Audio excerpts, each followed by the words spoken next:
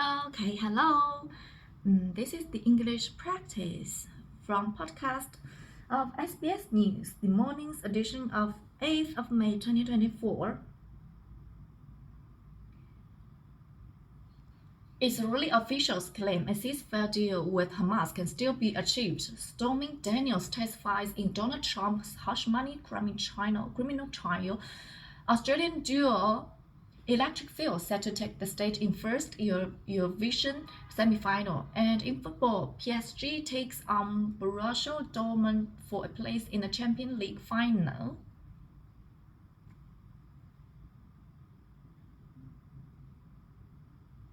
A Hamas official has warned there will be no ceasefire deal if Israel's military offensive in Rafah continues.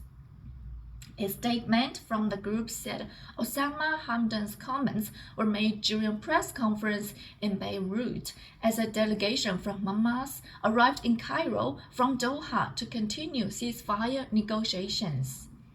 Israeli forces have seized the main border crossing between Egypt and southern Gaza, shutting down an aid route into the Palestinian enclave that is already on the brink of famine. Head of the United Nations Office for the Coordination of Humanitarian Affairs in the occupied Palestinian territory, Andrea Di Domenico says the closure of the Rafah border bears serious humanitarian consequences. The closure of Rafah crossing has severed access to fuel for humanitarian activities, the entry of critical humanitarian items, and curtailed the movement of staff. Protection of civilians for us remains essential, of course, as it is humanitarian access and supplies. And we are seeking assurances from all parties to the conflict that they should help us to protect those and ensure respect of civilians.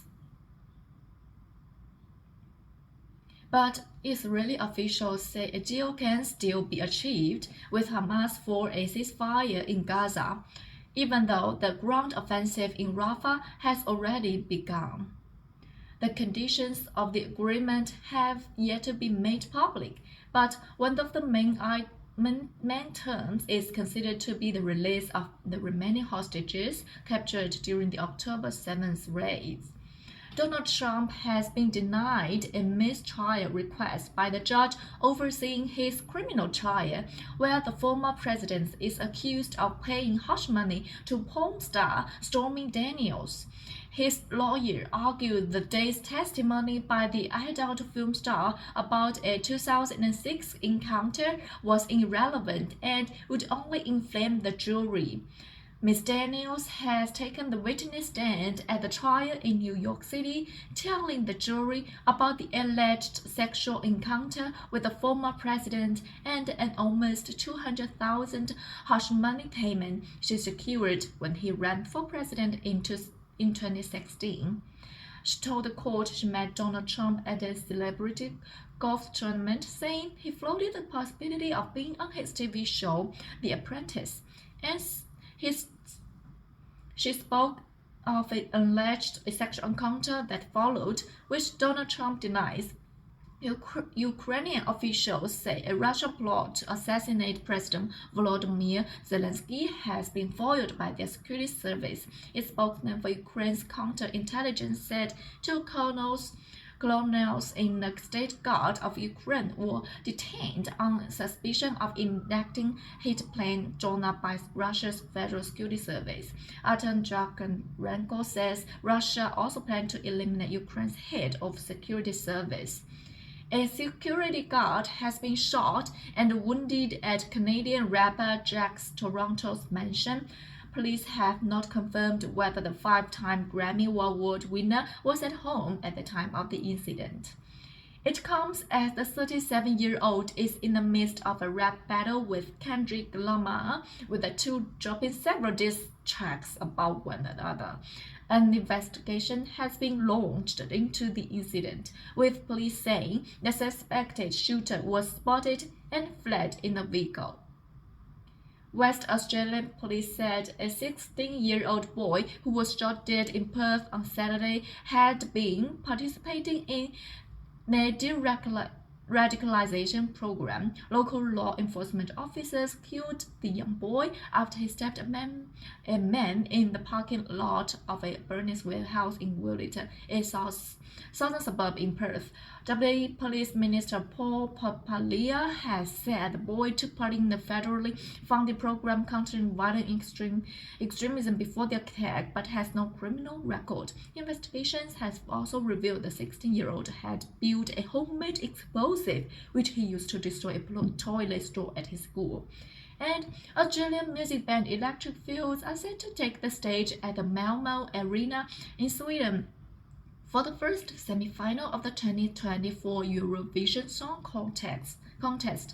The electronic music duo will need to compete against several other nations such as Cinnabon Silacapsis representing Cyprus and heavy favorites Baby Lasagna of Croatia to book a spot in Sunday's final. Of the other 15 participating nations, only 10 will be given the opportunity to qualify for the main event, which will be decided by vote from the fans. Following its final rehearsal, Zachariah Fielding of Electric Fields has expressed optimism for the semi-final. We are very sure of ourselves. We are very sure of the song. We are missing just that one ingredient, is the audience. So when that comes through, then I feel like we've felt something, the special moment of being in the Eurovision experience. Taking a look at sports news, and in football, French champions Paris Saint-Germain will attempt to overturn last week's 1-0 defeat in Germany at the hands of Borussia Dortmund to book a place in this year's Champions League final. The two sides also met in the group stages of the competition, with that game ending a 2-0 win in the favor of the Parisians, which is exactly the score they are looking for this time around. Paris coach Luis Enrique said his team's approach to the game will remain consistent to that of previous matches. In principle, our mentality is to play the game the same way, regardless of whether we can turn it around during the game. The objective is to try to be better than the opponent, generate more scoring chances, and win the game. That will be our mentality from minute one. The winner of the tie will face the winner of Thursday semi-finals clash between Real Madrid and Bayern Munich in the Champions League final to be held at London's Wembley Stadium on Sunday, June the 2nd. And that is all the latest from SBS, and also here is the end of the practice.